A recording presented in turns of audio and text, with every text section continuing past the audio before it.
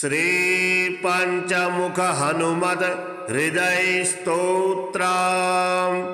ओम अस्य श्री पंचवक्त्र हनुमत हृदय स्तोत्र मंत्रस्य भगवान श्री रामचंद्र ऋषिः अनुष्टुप् छन्दः।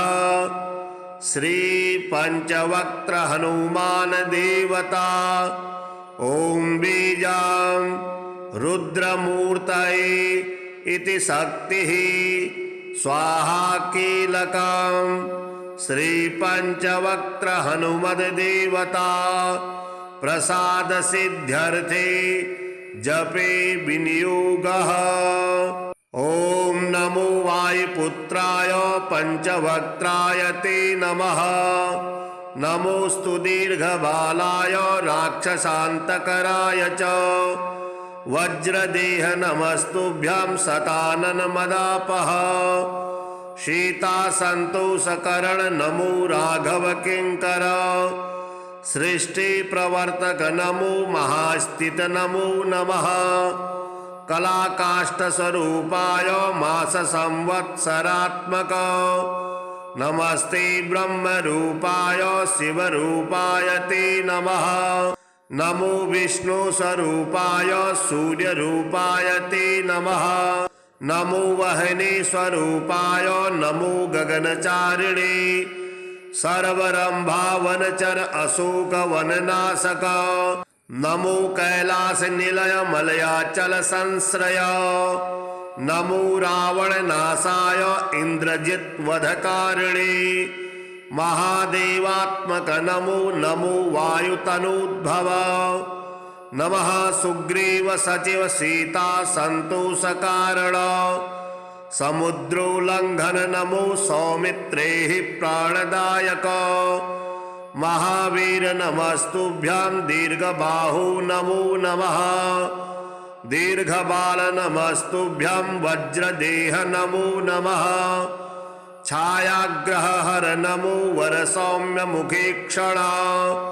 सर्वदेवसु संसेव्य मुनिसंघ नमस्कृता। अर्जुन ध्वज संवास कृष्णार्जुन सुपूजिता। धर्मार्थ काम मोक्षाख्य पुरुषार्थ प्रवर्तक। ब्रह्मास्त्र वंद भगवन् आहतासुर नायक। भक्त कल्प महाभुज भूत बेताल नाशक। दुष्ट ग्रह हरानंत वासुदेव नमोस्तुते। श्री राम कार्ये चतुर पार्वती गर्भ संभव। नमः पंपावनचर ऋष्यमूक कृतालय। धान्यमाली शापहर काल नेमिर निवर्हण। सुवर्चला प्राणनाथाय रामचंद्र परायण। नमो वर्ग स्वरूपाय वर्णनीय गुणोदय। वरिष्ठाय नमस्तुभ्यं वेद रूप नमो नमः। नमस्तुभ्यं भूयो भूयो नमाम्यहम्। इति ते कथितं देवी हृदयं श्री हनुमतः। सर्वसंपत्करं पुण्यं सर्वसौख्यविवर्धनं। दुष्टभूतग्रहहरं शयापस्मारनाशनं। यस्त्वात्मनियमो भक्त्या वायुशूनो सुमङ्गलं। हृदये पठते नित्यं स ब्रह्म सदृशो भवेत्। अजक्तं हृदयं य इमं मन्त्रं जपति मानवः स दुःखं शीघ्रमवाप्नोति मंत्र सिद्धिर्न जायते। सत्यं सत्यं पुनः सत्यं मंत्र सिद्धिकरं परम्। इत्थं च कथितं पूर्वं साम्बेन स्वप्रियां प्रति। महर्षि गौतमात् पूर्वं मया प्राप्तमिदं मुने। तन्मया प्रहितं सर्वं शिष्यवात्सल्य कारणात्। ओम नमो वायुपुत्राय पंचवक्त्राय ते नमः। नमोस्तु दीर्घबालाय राक्षसान्तकराय च। वज्रदेह नमस्तुभ्यं शतानन मदापः। सीता संतोषकरण नमो राघव किंकर। सृष्टि प्रवर्तक नमो महास्थित नमो नमः कलाकाष्ठ स्वरूपाय मास संवत्सरात्मक नमस्ते ब्रह्म रूपाय शिव रूपाय ते नमः नमो विष्णु स्वरूपाय सूर्य रूपाय ते नमः नमो वहने स्वरूपाय नमो गगनचारिणे सर्वरंभा वनचर अशोक वननाशक नमो कैलास निलय मलयाचल संश्रय नमो रावण नाशाय इंद्रजित वधकारिणे महादेवात्मक नमो नमो वायुतनोद्भव नमः सुग्रीव सचिव सीता संतोष कारण समुद्रोल्लंघन नमो सौमित्रे प्राणदायक महावीर नमस्तुभ्यां दीर्घबाहु नमो नमः दीर्घबाल नमस्तुभ्यां वज्रदेह नमो नमः छायाग्रहहर नमो वरसौम्य मुखे क्षण सर्वदेवसु संसेव्य मुनिसंघ नमस्कृता अर्जुन ध्वज संवास कृष्णार्जुन सुपूजिता धर्मार्थ काम मोक्षाख्य पुरुषार्थ प्रवर्तक ब्रह्मास्त्र वंद भगवन आहतासुर नायक भक्त कल्प महाभुज भूत बेताल नाशक दुष्ट ग्रह हरानंत वासुदेव नमोस्तुते श्रीराम कार्ये चतुर पार्वती गर्भ संभव नमः पंपावनचर ऋष्यमूक कृतालय धान्यमाली शापहर काल नेमिर निवर्हण सुवर्चला प्राणनाथाय रामचंद्र परायण नमो वर्ग स्वरूपाय वर्णनीय गुणोदय वरिष्ठाय नमस्तुभ्यां वेद रूप नमो नमः नमस्तुभ्यां भूयो भूयो नमाम्यहम् इति ते कथितं देवी हृदयं श्री हनुमतः सर्वसंपत्करं पुण्यं सर्वसौख्यविवर्धनं दुष्टभूतग्रहहरं शयापस्मारनाशनं यस्त्वात्मनियमो भक्त्या वायुशूनो सुमङ्गलम् हृदये पठते नित्यं स ब्रह्म सदृशो भवेत् अजप्तं हृदयं य इमं मन्त्रं जपति मानवः स दुःखं शीघ्रमवाप्नोति मंत्रसिद्धिर्न जायते सत्यं सत्यं पुनः सत्यं मंत्रसिद्धिकरं परम् इत्थं च कथितं पूर्वं साम्बेन स्वप्रियां प्रति महर्षि गौतमात् पूर्वं मया प्राप्तमिदं मुने तन्मया प्रहितं सर्वं शिष्यवात्सल्यकारणात् ओम नमो वायुपुत्राय पंचवक्त्राय ते नमः नमोस्तु दीर्घबालाय राक्षसान्तकराय च वज्रदेह नमस्तुभ्यां शतानन मदापः सीतासन्तोषकरण नमो राघव किंकर सृष्टि प्रवर्तक नमो महास्थित नमो नमः कलाकाष्ठ स्वरूपाय मास संवत्सरात्मक नमस्ते ब्रह्म रूपाय शिव रूपाय ते नमः नमो विष्णु स्वरूपाय सूर्य रूपाय ते नमः नमो वहने स्वरूपाय नमो गगनचारिणे सर्वरंभा वनचर अशोक वननाशक नमो कैलास निलय मलयाचल संश्रय नमो रावण नाशाय इंद्रजित वधकारिणे महादेवात्मक नमो नमो वायुतनोद्भव नमः सुग्रीव सचिव सीता संतोष कारण समुद्रोल्लंघन नमो सौमित्रे प्राणदायक महावीर नमस्तुभ्यां दीर्घबाहु नमो नमः दीर्घबाल नमस्तुभ्यां वज्रदेह नमो नमः छायाग्रहहर नमो वरसौम्य मुखे क्षण सर्वदेवसु संसेव्य मुनिसंघ नमस्कृता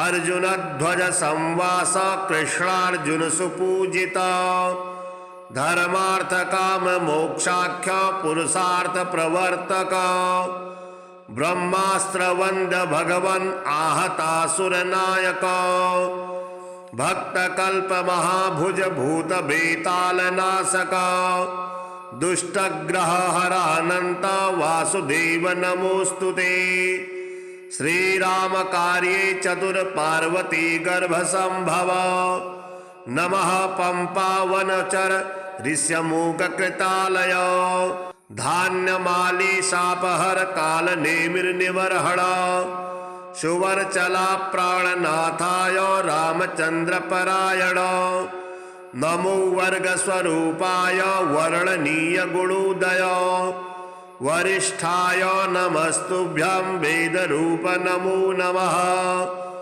नमस्तुभ्यं भूयो भूयो नमाम्यहम् इति ते कथितं देवी हृदयं श्री हनुमतः सर्वसंपत्करं पुण्यं सर्वसौख्य विवर्धनं दुष्टभूतग्रहहरं शयापस्मारनाशनं यस्त्वात्मनियमो भक्त्या वायुशूनो सुमङ्गलं हृदये पठते नित्यं स ब्रह्म सदृशो भवेत् अजप्तं हृदयं य इमं मन्त्रं जपति मानवः स दुःखं शीघ्रमवाप्नोति मंत्रसिद्धिर्न जायते सत्यं सत्यं पुनः सत्यं मंत्रसिद्धिकरं परम् इत्थं च कथितं पूर्वं साम्बेन स्वप्रियां प्रति महर्षि गौतमात् पूर्वं मया प्राप्तमिदं मुने तन्मया प्रहितं सर्वं शिष्यवात्सल्यकारणात् ओम नमो वायुपुत्राय पंचवक्त्राय ते नमः नमोस्तु दीर्घबालाय राक्षसान्तकराय च वज्रदेह नमस्तुभ्यं शतानन मदापः सीतासन्तोषकरण नमो राघव किंकर सृष्टि प्रवर्तक नमो महास्थित नमो नमः कलाकाष्ठ स्वरूपाय मास संवत्सरात्मक नमस्ते ब्रह्म रूपाय शिव रूपाय ते नमः नमो विष्णु स्वरूपाय सूर्य रूपाय ते नमः नमो वहने स्वरूपाय नमो गगनचारिणे सर्वरंभावनचर अशोक वननाशक नमो कैलास निलय मलयाचल संश्रय नमो रावण नाशाय इंद्रजित वधकारिणे महादेवात्मक नमो नमो वायुतनोद्भव नमः सुग्रीव सचिव सीता संतोष कारण समुद्रोल्लंघन नमो सौमित्रे प्राणदायक महावीर नमस्तुभ्यं दीर्घबाहु नमो नमः दीर्घबाल नमस्तुभ्यं वज्रदेह नमो नमः छायाग्रहहर नमो वरसौम्य मुखे क्षण सर्वदेवसु संसेव्य मुनिसंघ नमस्कृता अर्जुनध्वज संवास कृष्णार्जुन सुपूजिता धर्मार्थ काम मोक्षाख्य पुरुषार्थ प्रवर्तक ब्रह्मास्त्र वंद भगवन् आहतासुर नायक भक्त कल्प महाभुज भूत बेताल नाशक दुष्ट ग्रह हरानंत वासुदेव नमोस्तुते श्रीराम कार्ये चतुर पार्वती गर्भ संभव नमः पंपावनचर ऋष्यमूक कृतालय धान्यमाली शापहर काल नेमिर निवर्हण सुवर्चला प्राणनाथाय रामचंद्र परायण नमो वर्ग स्वरूपाय वर्णनीय गुणोदय वरिष्ठाय नमस्तुभ्यं वेद रूप नमो नमः नमस्तुभ्यां नमस्तुभ्यां भूयो भूयो नमाम्यहम् इति ते कथितं देवी हृदयं श्रीहनुमतः सर्वसम्पत्करं पुण्यं सर्वसौख्यविवर्धनं दुष्टभूतग्रहहरं शयापस्मारनाशनं यस्त्वात्मनियमो भक्त्या वायुशूनो सुमङ्गलं हृदये पठति नित्यं स ब्रह्मसदृशो भवेत् अजप्तं हृदयं य इमं मन्त्रं जपति मानवः स दुःखं शीघ्रमवाप्नोति मन्त्रसिद्धिर्न जायते सत्यं सत्यं पुनः सत्यं मन्त्रसिद्धिकरं परम् इत्थं च कथितं पूर्वं साम्बेन स्वप्रियां प्रति महर्षि गौतमात् पूर्वं मया प्राप्तमिदं मुने तन्मया प्रहितं सर्वं शिष्यवात्सल्यकारणात् ॐ नमो वायुपुत्राय पंचवक्त्राय ते नमः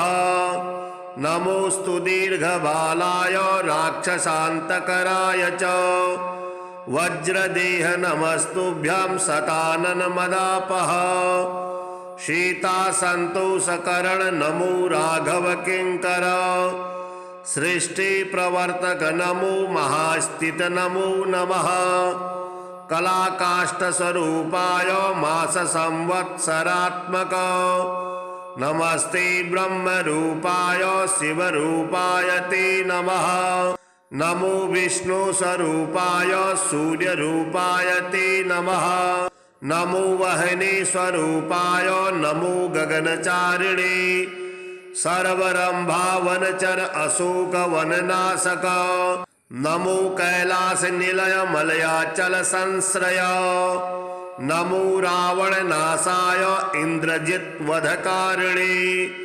महादेवात्मक नमो नमो वायुतनोद्भव नमः सुग्रीव सचिव सीता संतोषकारण समुद्रोल्लंघन नमो सौमित्रेः प्राणदायक महावीर नमस्तुभ्यां दीर्घबाहु नमो नमः दीर्घबाल नमस्तुभ्यां वज्रदेह नमो नमः छायाग्रहहर नमो वरसौम्य मुखेक्षण सर्वदेवसु संसेव्य मुनिसंघ नमस्कृता अर्जुन ध्वज संवास कृष्णार्जुन सुपूजिता धर्मार्थ काम मोक्षाख्य पुरुषार्थ प्रवर्तक ब्रह्मास्त्र वंद भगवन आहतासुर नायक भक्त कल्प महाभुज भूत बेताल नाशक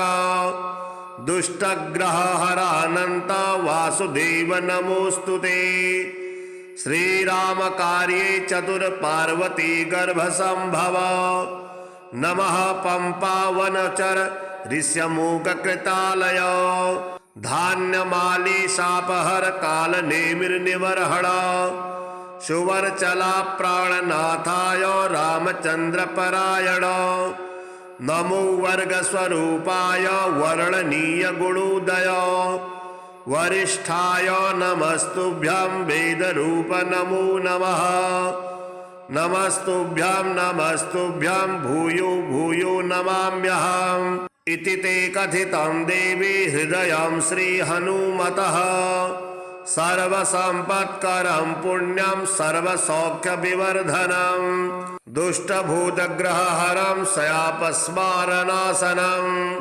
यस्त्वात्मनियमो भक्त्या वायुशूनो सुमङ्गलं हृदये पठति नित्यं स ब्रह्मसदृशो भवेत् अजप्तं हृदयं य इमं मन्त्रं जपति मानवः स दुःखं शीघ्रमवाप्नोति मन्त्रसिद्धिर्न जायते सत्यं सत्यं पुनः सत्यं मन्त्रसिद्धिकरं परम् इत्थं च कथितं पूर्वं साम्बेन स्वप्रियां प्रति महर्षि गौतमात् पूर्वं मया प्राप्तमिदं मुने तन्मया प्रहितं सर्वं शिष्यवात्सल्यकारणात् ॐ नमो वायुपुत्राय पंचवक्त्राय ते नमः नमोऽस्तु दीर्घबालाय राक्षसान्तकराय च वज्रदेह नमस्तुभ्यं शताननमदापः शीतासन्तोषकरण नमो राघव किङ्कर सृष्टिप्रवर्तक नमो महास्थित नमो नमः कलाकाष्ठस्वरूपाय माससंवत्सरात्मक नमस्ते ब्रह्मरूपाय शिवरूपाय ते नमः नमो विष्णुस्वरूपाय सूर्यरूपाय ते नमः नमो वह्निस्वरूपाय नमो गगनचारिणे सर्वरंभावनचर अशोकवननाशक नमो कैलासनिलय मलयाचल संश्रय नमो रावणनाशाय इन्द्रजित्वधकारिणे महादेवात्मक नमो नमो वायुतनूद्भव नमः सुग्रीव सचिव सीता संतोषकारण समुद्रोल्लंघन नमो सौमित्रेः प्राणदायक महावीर नमस्तुभ्यं दीर्घबाहु नमो नमः दीर्घबाल नमस्तुभ्यं वज्रदेह नमो नमः छायाग्रहहर नमो वरसौम्य मुखेक्षण सर्वदेवसु संसेव्य मुनिसंघ नमस्कृता अर्जुन ध्वज संवास कृष्णार्जुन सुपूजिता धर्मार्थ काम मोक्षाख्य पुरुषार्थ प्रवर्तक ब्रह्मास्त्र वंद भगवन आहतासुर नायक भक्त कल्प महाभुज भूत बेताल नाशक दुष्टग्रह हरानंत वासुदेव नमोस्तुते श्रीराम कार्ये चतुर पार्वती गर्भ संभव नमः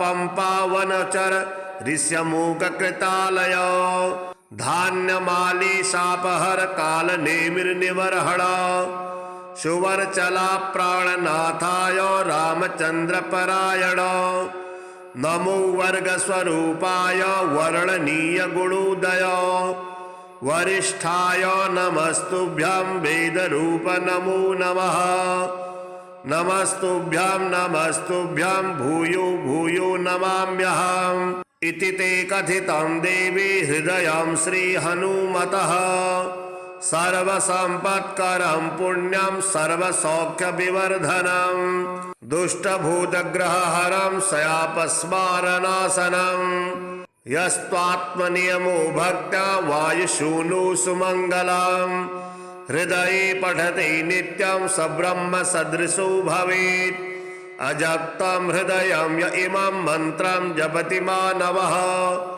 स दुःखं शीघ्रमवाप्नोति मंत्रसिद्धिर्न जायते सत्यं सत्यं पुनः सत्यं मंत्रसिद्धिकरं परम् इत्थं च कथितं पूर्वं साम्बेन स्वप्रियां प्रति महर्षि गौतमात् पूर्वं मया प्राप्तमिदं मुने तन्मया प्रहितं सर्वं शिष्यवात्सल्यकारणात् ओम नमो वायुपुत्राय पंचवक्त्राय ते नमः नमोस्तु दीर्घबालाय राक्षसान्तकराय च वज्रदेह नमस्तुभ्यं शताननमदापः शीतासन्तोषकरण नमो राघव किङ्कर सृष्टिप्रवर्तक नमो महास्थित नमो नमः कलाकाष्ठस्वरूपाय माससंवत्सरात्मक नमस्ते ब्रह्मरूपाय शिवरूपाय ते नमः नमो विष्णुस्वरूपाय सूर्यरूपाय ते नमः नमो वह्निस्वरूपाय नमो गगनचारिणे सर्वरंभावनचर अशोकवननाशक नमो कैलासनिलय मलयाचल संश्रय नमो रावणनाशाय इन्द्रजित्वधकारिणे महादेवात्मक नमो नमो वायुतनूद्भव नमः सुग्रीव सचिव सीता संतोषकारण समुद्रोल्लंघन नमो सौमित्रे प्राणदायक महावीर नमस्तुभ्यां दीर्घबाहु नमो नमः दीर्घबाल नमस्तुभ्यां वज्रदेह नमो नमः छायाग्रहहर नमो वरसौम्य मुखेक्षण सर्वदेवसु संसेव्य मुनिसंघ नमस्कृता अर्जुनध्वज संवास कृष्णार्जुन सुपूजिता धर्मार्थ काम मोक्षाख्य पुरुषार्थ प्रवर्तक ब्रह्मास्त्र वंद भगवन् आहतासुर नायक भक्त कल्प महाभुज भूत बेताल नाशक दुष्ट ग्रह हरानंत वासुदेव नमोस्तुते श्रीराम कार्ये चतुर पार्वती गर्भ संभव नमः पंपावनचर ऋष्यमूक कृतालय धान्यमाली शापहर काल नेमिर्निवर्हण सुवर्चला प्राणनाथाय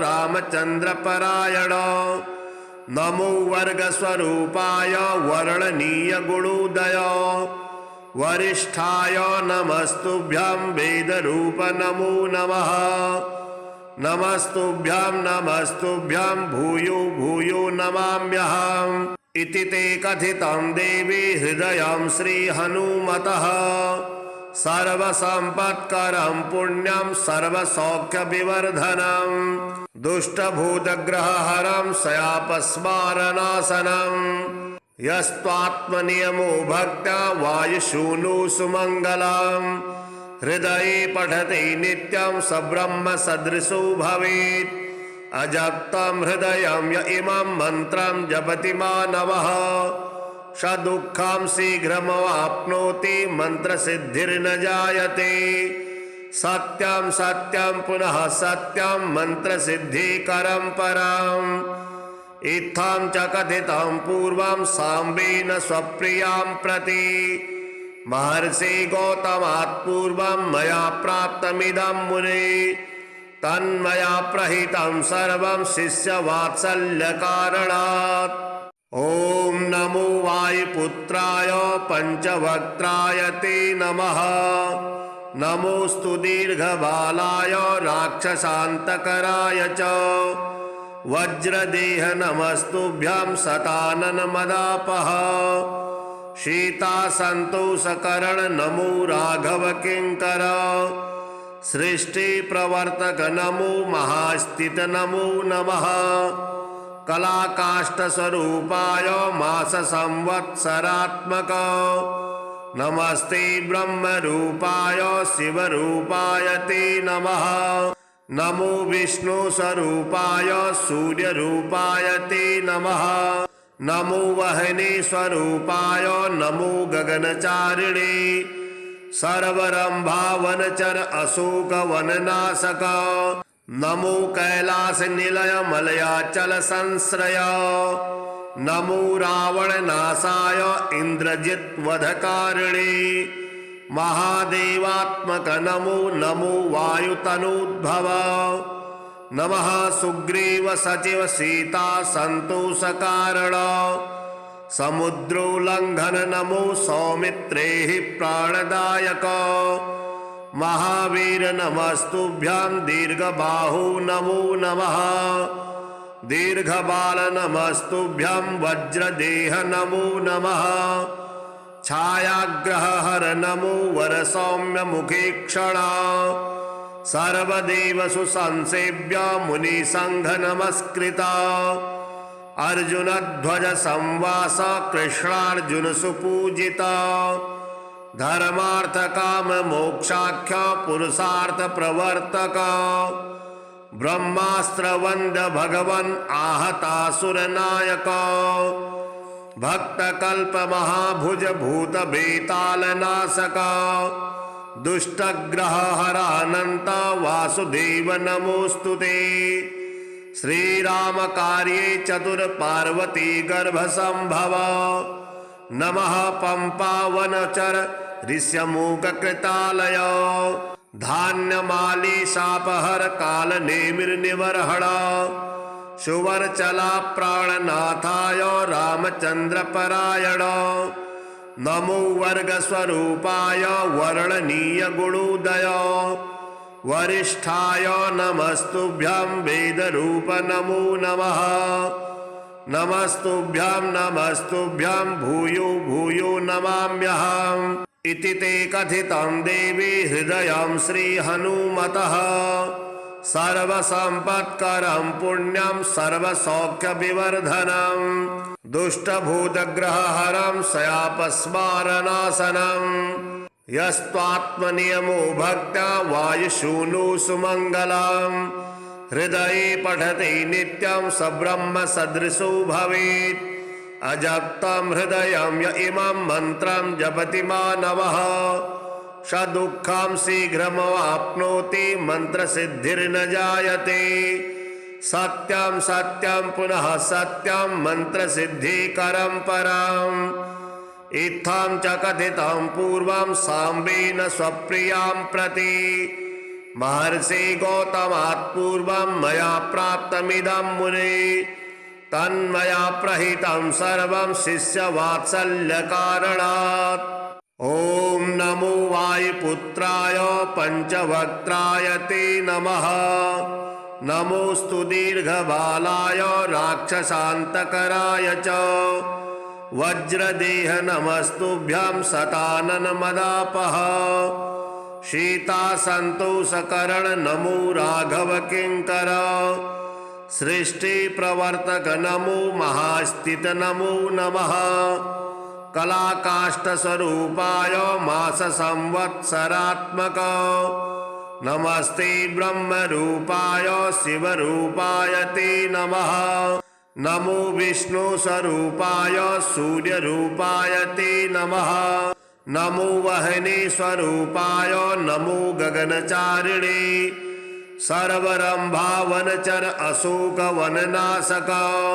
नमो कैलास निलय मलयाचल संश्रय नमो रावणनाशाय इंद्रजित वधकारिणे महादेवात्मक नमो नमो वायुतनोद्भव नमः सुग्रीव सचिव सीता संतोषकारण समुद्रोल्लंघन नमो सौमित्रेहि प्राणदायक महावीर नमस्तुभ्यं दीर्घबाहु नमो नमः दीर्घबाल नमस्तुभ्यं वज्रदेह नमो नमः छायाग्रहहर नमो वरसौम्य मुखेक्षण सर्वदेवसु संसेव्य मुनिसंघ नमस्कृता अर्जुन ध्वज संवास कृष्णार्जुन सुपूजिता धर्मार्थ काम मोक्षाख्य पुरुषार्थ प्रवर्तक ब्रह्मास्त्र वंद भगवन् आहतासुर नायक भक्त कल्प महाभुज भूत बेताल नाशक दुष्ट ग्रह हरानंत वासुदेव नमोस्तुते श्रीराम कार्ये चतुर पार्वती गर्भ संभव नमः पंपावनचर ऋष्यमूक कृतालय धान्यमाली शापहर काल नेमिर निवर्हण सुवर्चला प्राणनाथाय रामचंद्र परायण नमो वर्ग स्वरूपाय वर्णनीय गुणोदय वरिष्ठाय नमस्तुभ्यं वेदरूप नमो नमः नमस्तुभ्यं भूयो भूयो नमाम्यहम् इति ते कथितं देवी हृदयं श्रीहनुमतः सर्वसम्पत्करं पुण्यं सर्वसौख्यविवर्धनं दुष्टभूतग्रहहरं शयापस्मारनाशनं यस्त्वात्मनियमो भक्त्या वायुशूनो सुमङ्गलम् हृदये पठति नित्यं स ब्रह्म सदृशो भवेत् अजप्तं हृदयं य इमं मन्त्रं जपति मानवः स दुःखं शीघ्रमवाप्नोति मन्त्रसिद्धिर्न जायते सत्यं सत्यं पुनः सत्यं मन्त्रसिद्धिकरं परम् इत्थं च कथितं पूर्वं साम्बेन स्वप्रियां प्रति महर्षि गौतमात् पूर्वं मया प्राप्तमिदं मुने तन्मया प्रहितं सर्वं शिष्यवात्सल्यकारणात्। ॐ नमो वायुपुत्राय पञ्चवक्त्राय ते नमः। नमोऽस्तु दीर्घबालाय राक्षसान्तकराय च। वज्रदेह नमस्तुभ्यं शताननमदापः। सीतासन्तोषकरण नमो राघव किङ्कर। सृष्टिप्रवर्तक नमो महास्थित नमो नमः। कलाकाष्ठस्वरूपाय माससंवत्सरात्मक नमस्ते ब्रह्मरूपाय शिवरूपाय ते नमः। नमो विष्णुस्वरूपाय सूर्यरूपाय ते नमः। नमो वह्निस्वरूपाय नमो गगनचारिणे। सर्वरंभावनचर अशोकवननाशक नमो कैलासनिलय मलयाचल संश्रय। नमो रावणनाशाय इन्द्रजित्वधकारिणे। महादेवात्मक नमो नमो वायुतनूद्भव। नमः सुग्रीव सचिव सीता संतोषकारण। समुद्रोल्लंघन नमो सौमित्रेः प्राणदायक। महावीर नमस्तुभ्यं दीर्घबाहु नमो नमः। दीर्घबाल नमस्तुभ्यं वज्रदेह नमो नमः। छायाग्रहहर नमो वरसौम्य मुखेक्षण। सर्वदेवसु संसेव्य मुनिसंघ नमस्कृता। अर्जुन ध्वज संवास कृष्णार्जुन सुपूजिता। धर्मार्थ काम मोक्षाख्य पुरुषार्थ प्रवर्तक। ब्रह्मास्त्र वंद भगवन आहतासुर नायक। भक्त कल्प महाभुज भूत बेताल नाशक। दुष्टग्रह हरानंत वासुदेव नमोस्तुते। श्रीराम कार्ये चतुर पार्वती गर्भ संभव। नमः पंपावनचर ऋष्यमूक कृतालय। धान्यमाली शापहर काल नेमिर्निवर्हण। सुवर्चला प्राणनाथाय रामचंद्र परायण। नमो वर्ग स्वरूपाय वर्णनीय गुणोदय। वरिष्ठाय नमस्तुभ्यं वेदरूप नमो नमः। नमस्तुभ्यं भूयो भूयो नमाम्यहम्। इति ते कथितं देवी हृदयं श्रीहनुमतः। सर्वसम्पत्करं पुण्यं सर्वसौख्यविवर्धनं। दुष्टभूतग्रहहरं शयापस्मारनाशनं। यस्त्वात्मनियमो भक्त्या वायुशूनो सुमङ्गलम्। हृदये पठते नित्यं स ब्रह्म सदृशो भवेत्। अजप्तं हृदयं य इमं मन्त्रं जपति मानवः स दुःखं शीघ्रमवाप्नोति मन्त्रसिद्धिर्न जायते। सत्यं सत्यं पुनः सत्यं मन्त्रसिद्धिकरं परम्। इत्थं च कथितं पूर्वं साम्बेन स्वप्रियां प्रति। महर्षि गौतमात् पूर्वं मया प्राप्तमिदं मुने तन्मया प्रहितं सर्वं शिष्यवात्सल्यकारणात्। ॐ नमो वायुपुत्राय पञ्चवक्त्राय ते नमः। नमोऽस्तु दीर्घबालाय राक्षसान्तकराय च। वज्रदेह नमस्तुभ्यं शताननमदापः। सीतासन्तोषकरण नमो राघव किङ्कर। सृष्टिप्रवर्तक नमो महास्थित नमो नमः। कलाकाष्ठस्वरूपाय माससंवत्सरात्मक नमस्ते ब्रह्मरूपाय शिवरूपाय ते नमः। नमो विष्णुस्वरूपाय सूर्यरूपाय ते नमः। नमो वह्निस्वरूपाय नमो गगनचारिणे। सर्वरंभावनचर अशोकवननाशक नमो कैलासनिलय मलयाचल संश्रय। नमो रावणनाशाय इन्द्रजित्वधकारिणे महादेवात्मक नमो नमो वायुतनूद्भव नमः सुग्रीव सचिव सीता संतोषकारण समुद्रोल्लंघन नमो सौमित्रे प्राणदायक महावीर नमस्तुभ्यां दीर्घबाहु नमो नमः दीर्घबाल नमस्तुभ्यां वज्रदेह नमो नमः छायाग्रहहर नमो वरसौम्य मुखेक्षण सर्वदेवसु संसेव्य मुनिसंघ नमस्कृता अर्जुन ध्वज संवास कृष्णार्जुन सुपूजिता धर्मार्थ काम मोक्षाख्य पुरुषार्थ प्रवर्तक ब्रह्मास्त्र वंद भगवन आहतासुर नायक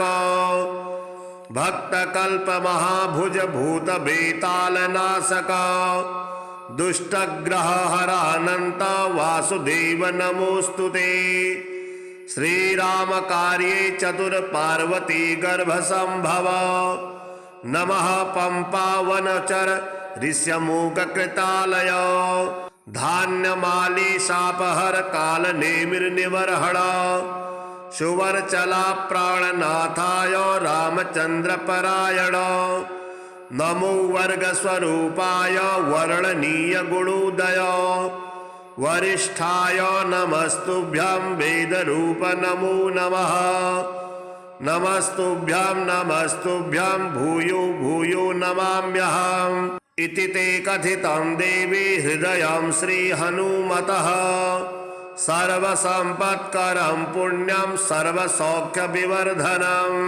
दुष्टभूतग्रहहरं शयापस्मारनाशनं यस्त्वात्मनियमो भक्त्या वायुशूनो सुमङ्गलं हृदये पठते नित्यं स ब्रह्म सदृशो भवेत् अजक्तं हृदयं य इमं मन्त्रं जपति मानवः स दुःखं शीघ्रमवाप्नोति मंत्रसिद्धिर्न जायते सत्यं सत्यं पुनः सत्यं मंत्रसिद्धिकरं परम् इत्थं च कथितं पूर्वं साम्बेन स्वप्रियां प्रति महर्षि गौतमात् पूर्वं मया प्राप्तमिदं मुने तन्मया प्रहितं सर्वं शिष्यवात्सल्यकारणात् ओम नमो वायुपुत्राय पंचवक्त्राय ते नमः नमोस्तु दीर्घबालाय राक्षसान्तकराय च वज्रदेह नमस्तुभ्यां शतानन मदापः सीतासन्तोषकरण नमो राघव किंकर सृष्टि प्रवर्तक नमो महास्थित नमो नमः कलाकाष्ठ स्वरूपाय मास संवत्सरात्मक नमस्ते ब्रह्म रूपाय शिव रूपाय ते नमः नमो विष्णु स्वरूपाय सूर्य रूपाय ते नमः नमो वहने स्वरूपाय नमो गगनचारिणे सर्वरंभावनचर अशोक वननाशक नमो कैलास निलय मलयाचल संश्रय नमो रावणनाशाय इन्द्रजित्वधकारिणे महादेवात्मक नमो नमो वायुतनूद्भव नमः सुग्रीव सचिव सीता संतोषकारण समुद्रोल्लंघन नमो सौमित्रे प्राणदायक महावीर नमस्तुभ्यां दीर्घबाहु नमो नमः दीर्घबाल नमस्तुभ्यां वज्रदेह नमो नमः छायाग्रहहर नमो वरसौम्य मुखेक्षण सर्वदेवसु संसेव्य मुनिसंघ नमस्कृता अर्जुन ध्वज संवास कृष्णार्जुन सुपूजिता धर्मार्थ काम मोक्षाख्य पुरुषार्थ प्रवर्तक ब्रह्मास्त्र वंद भगवन आहतासुर नायक भक्त कल्प महाभुज भूत बेताल नाशक दुष्टग्रह हरानंत वासुदेव नमोस्तुते।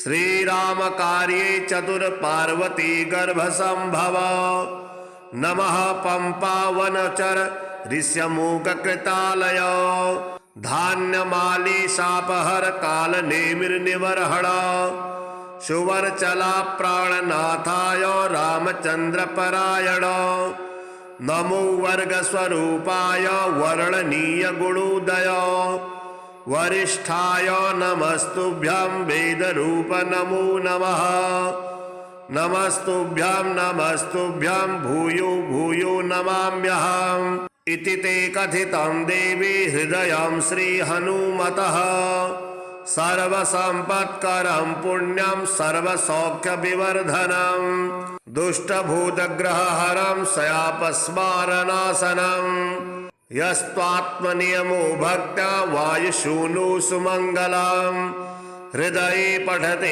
नित्यं सब्रह्म सदृशो भवेत् अजप्तं हृदयं य इमं मन्त्रं जपति मानवः स दुःखं शीघ्रमवाप्नोति मन्त्रसिद्धिर्न जायते सत्यं सत्यं पुनः सत्यं मन्त्रसिद्धिकरं परम् इत्थं च कथितं पूर्वं साम्बेन स्वप्रियां प्रति महर्षि गौतमात् पूर्वं मया प्राप्तमिदं मुने तन्मया प्रहितं सर्वं शिष्यवात्सल्यकारणात्